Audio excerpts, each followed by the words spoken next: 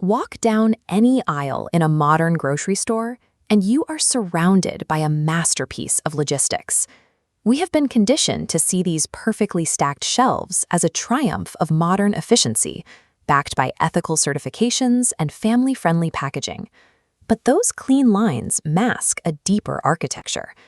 To find the true origin of these goods, we have to look past the branding and into the mechanisms of imperial expansion and early corporate capitalism. We can start with the most familiar items in the room. The origins of our most ubiquitous snack foods are tied directly to global conflicts, narcotics, and radical ideological agendas. Take M&Ms.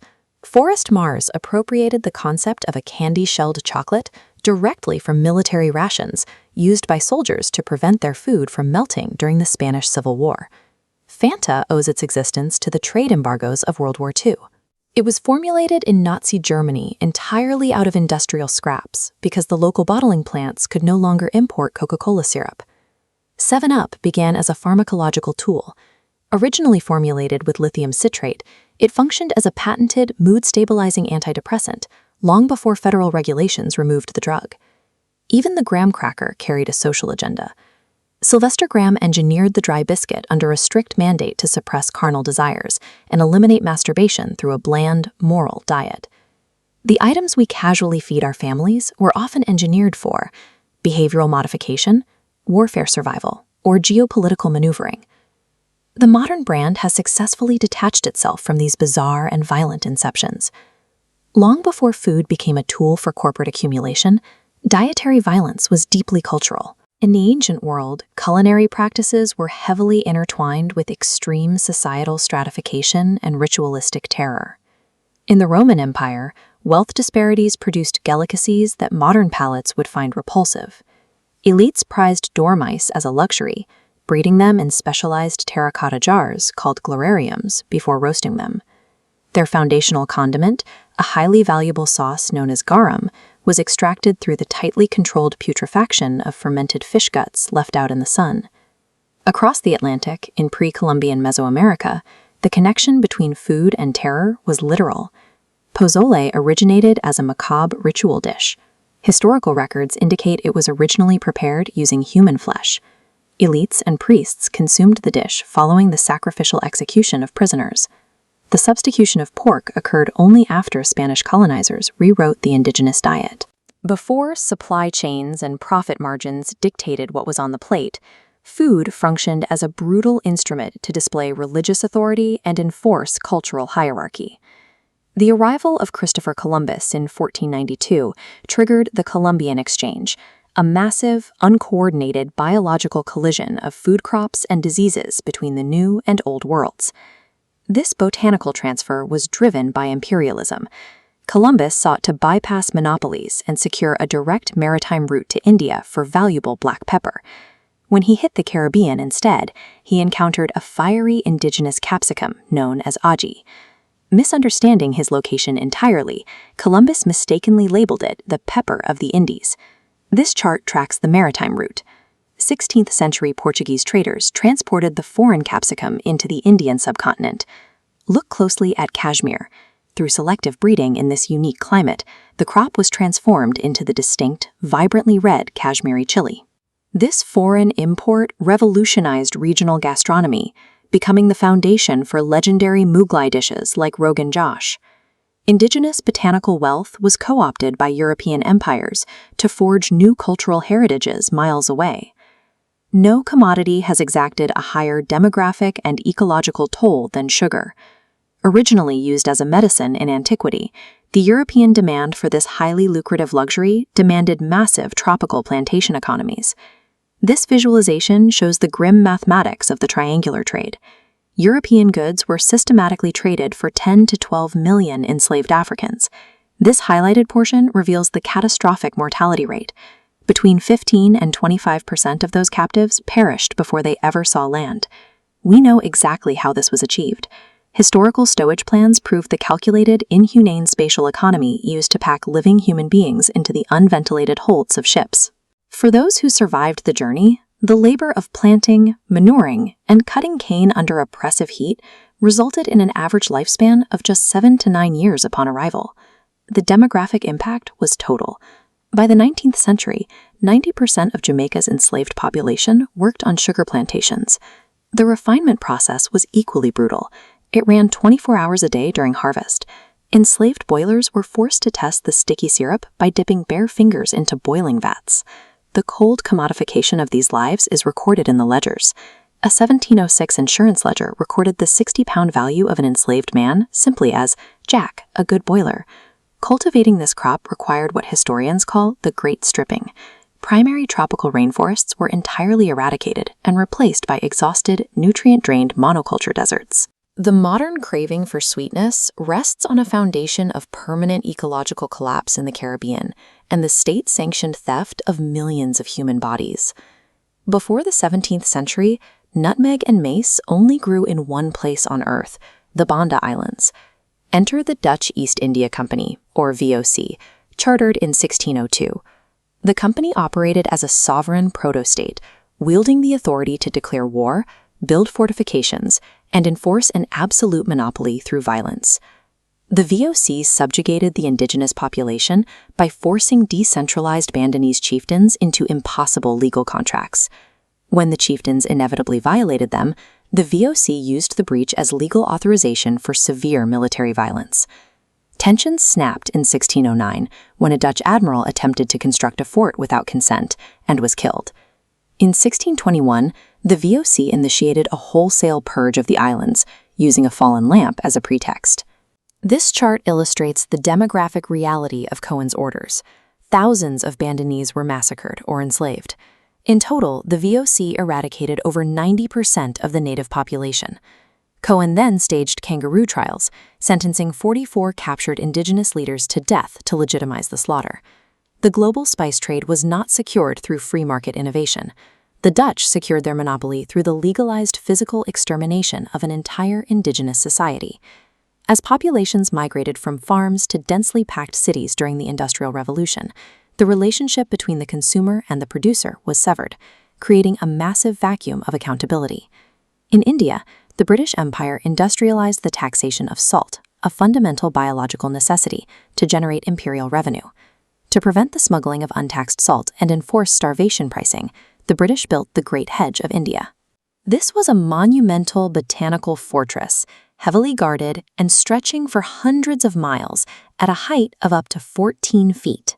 This systemic extortion extended to grain. Following the Treaty of Amritsar, the British essentially sold the Kashmiri territory and the people living there to the Dogar regime for 7.5 million rupees. The Dogar state instituted the Gala taxation system, confiscating up to 75% of the agricultural yield. With a grain monopoly, the state forced starving peasants to buy back their own food at inflated prices. In 1850s New York, the socioeconomic pressures of factory labor forced impoverished mothers to rely heavily on cheap, dangerous cow's milk for their infants. This bar chart compares the price against the human toll. At just 6 cents a quart, the milk was highly accessible. Consequently, an estimated 8,000 infants died annually from drinking it. To maximize profits, urban dairies attached themselves directly to city whiskey distilleries. The operators fed their cows the hot, highly acidic residual grain mash left over from the fermentation process. Confined to squalid sheds without natural forage, the cows became severely diseased. They produced a sickly, pathogen-laden blue fluid. To hide the putrid quality, the dairymen thickened the liquid with eggs and adulterated it with plaster of Paris. Across the Atlantic in Victorian England, chemical adulteration reached lethal proportions, culminating in the 1858 Bradford sweets poisoning. A confectioner bulked out his lozenges with cheap gypsum, but a chemist mistakenly supplied 12 pounds of lethal arsenic. Over 5 pounds of lethal sweets were sold, killing 20 people and severely poisoning hundreds more. The vulnerability of the consumer extended to medical pseudoscience during the 1918 influenza pandemic. During the deadly virus, politicians and newspapers widely promoted the lemon as a cure, triggering massive price gouging. Pushback against this exploitation created the Pure Food movement, spearheaded by government chemist Dr. Harvey Wiley. Wiley formed the Poison Squad, a group of 12 human volunteers who empirically proved the toxicity of corporate practices by eating meals heavily laced with commercial preservatives like borax. Their widely publicized illnesses sparked the passage of the 1906 Pure Food and Drug Act. The transition to an industrialized food system transformed the consumer's body into a dumping ground for toxic chemical substitutes and a hostage to state revenue extraction. As the era of formal colonial empires waned, food violence evolved. Transnational corporations assumed the role of sovereign authorities, wielding immense power to protect their commodity yields. Chief among them was the United Fruit Company, or UFCO. In Colombia, the UFCO controlled over 200,000 acres, exerting such absolute influence over local governments that sovereign nations were reduced to banana republics. Workers lived in squalid dormitories and were subjected to a deeply oppressive labor regime. Instead of legal tender, laborers were frequently paid in company vouchers, redeemable only at overpriced company stores, trapping them in debt. The breaking point arrived in 1928, when over 25,000 plantation workers in Colombia initiated a massive strike, demanding basic hygienic conditions, 6-day work weeks, and legal recognition as employees. Fearing increased costs, the UFCO leveraged its influence. The United States threatened to deploy Marines to invade Colombia if the strike was not broken. Yielding to the pressure, the Colombian government declared martial law on December 5, 1928. The next day, striking workers and their families gathered in the town square. Federal troops positioned machine guns on the rooftops, trapping the crowd. The military opened fire. Due to historical suppression, casualty estimates range from 47 to over 1,000 dead. The UFCO successfully preserved its profit margins through state-sponsored mass murder. The operational ethos of corporate violence did not end in the 1920s. It persisted into the modern era under Chiquita.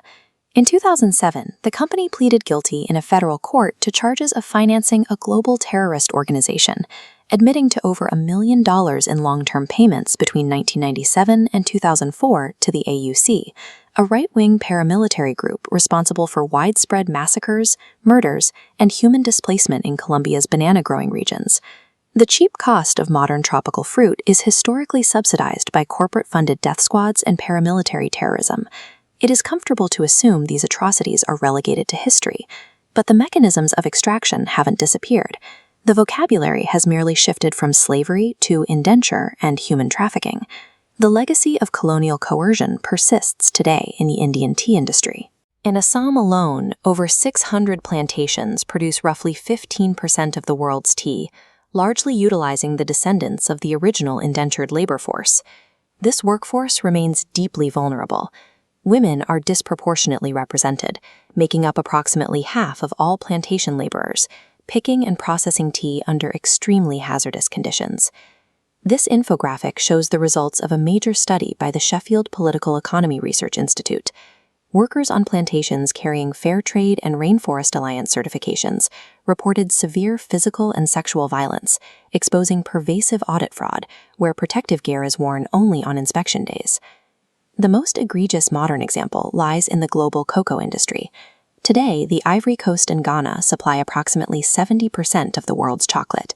Intense poverty, driven by the aggressively low prices demanded by multinational chocolate corporations, fuels a sprawling human trafficking network. Traffickers utilize deception and abduction to target children, primarily between the ages of 12 and 16, though some are as young as 5. These children are transported across borders and sold to plantation owners, for some sometimes as low as $34. This line chart tracks the disturbing upward trajectory of the hazards they face. The percentage of child laborers exposed to toxic pesticides and fertilizers without protective equipment has surged from 15% to approximately 50% in recent years. Corporate accountability has failed entirely. To avoid federal legislation, major multinational chocolate corporations signed the Harkin-Engel Protocol in 2001, a voluntary pledge to eradicate the worst forms of child labor. Here is the timeline of their self-regulation.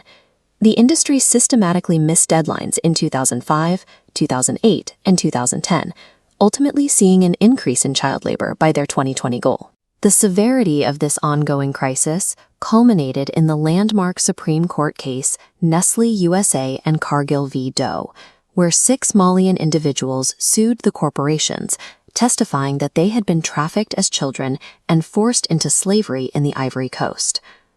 Violence, extortion, and bodily theft are not aberrations in the agricultural capitalist system. They are the foundational mechanisms of its design. This history lives in the present, sitting neatly packaged on your pantry shelves, a quiet testament to the human cost of modern abundance.